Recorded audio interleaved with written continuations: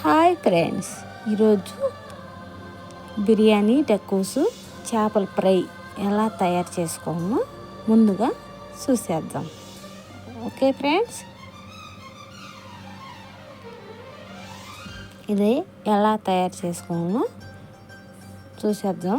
ముందుగా ఈ చేపలు ఉంటాయి కదండి, చేపలు వచ్చేసి ఫ్రెండ్స్ తీసుకోవాలి. బాగా శుభ్రం కడిగి పెట్టేసుకొని ఘాట్లు పెట్టేసుకోవాలి. ఆ తర్వాత మనం మసాలా వేసుకుంటాం కదా, మిరప్పొడి, ధనియాల పొడి, పసుపు,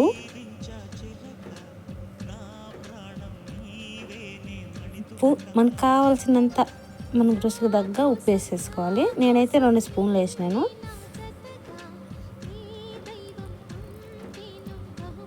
నిమ్మకాయ సగం దెబ్బ వేసుకొని పిండి వేసేసుకోవాలి.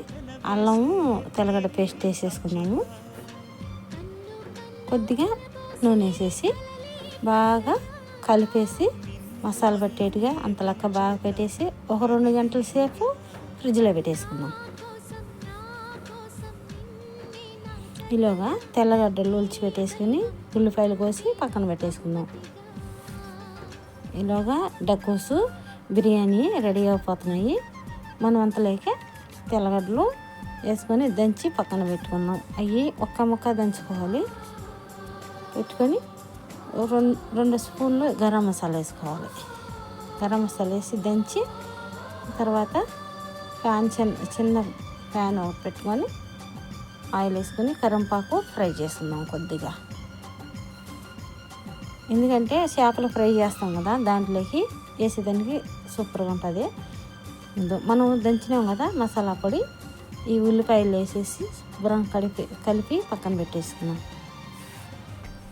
బిర్యానీ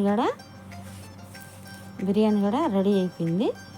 పక్కన పెట్టేసుకొని ఒక ప్యాన్ పెట్టుకొని ఆయిల్ వేసేసుకున్నాము. చేపలు ఫ్రై చేసుకోవాలి కదా,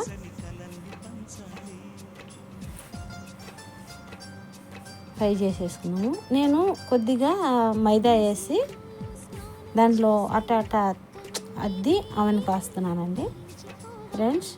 అలా బాగుంటుంది. చేప అనేది చెదిరిపోదు.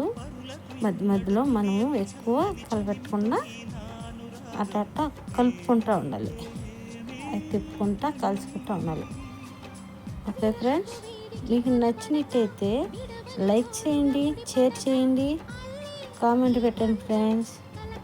నా ఛానల్ని ఫాలో అవ్వండి ఫ్రెండ్స్. ఓకే ఫ్రెండ్స్, మీకు నచ్చినట్టయితే ట్రై చేయండి ఫ్రెండ్స్. Okay, bye. సూపర్గా ఉంటుంది ఫ్రెండ్స్, ట్రై చేయండి. భలే టేస్ట్ ఉన్నాయి. నేను ఎప్పుడు చేసుకున్నా ఇలానే చేసుకుంటాము. మా ఇంటి ఆయన అయితే చాలా ఇష్టపడతాడు ఇది, అందుకనేది నేను ఎక్కువ ఇలానే చేసుకుంటాము. Okay friends, bye.